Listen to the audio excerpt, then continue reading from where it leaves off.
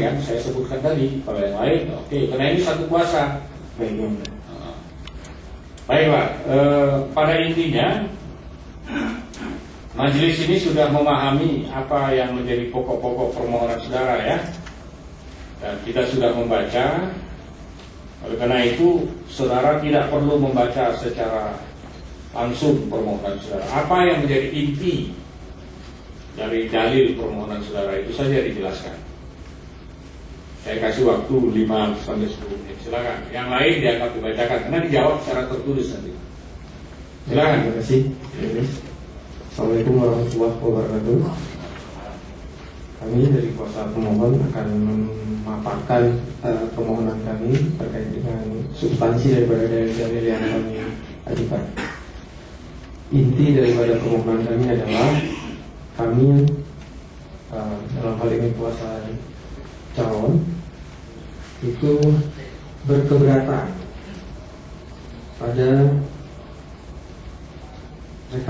berita acara rekapitulasi hasil penghitungan suara pemilu kada Kabupaten Aceh Barat tahun 2012 tertanggal 14 April 2012. Oke, itu objek sengketa ya. Objek sengketanya berita acara. Tapi alasan permohonan saudara itu kan, pertama saya lihat di situ pemutakhiran DPT, ya kan? Iya, Kemudian nomor 11 itu katanya incumbent, melibatkan PNS, PPK, PPS. Betul kan seperti itu? Ya. Di antara-antara seperti itu lah. Ya,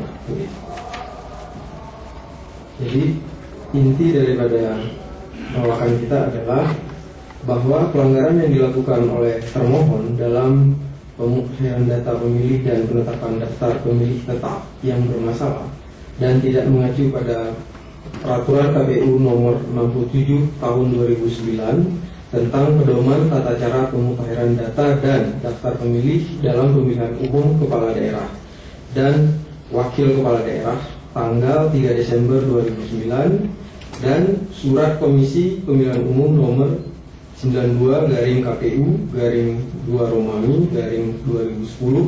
perihal penyelenggaraan tahapan penetapan daftar pemilih pemilu kada tahun 2010 tanggal 16 Februari 2010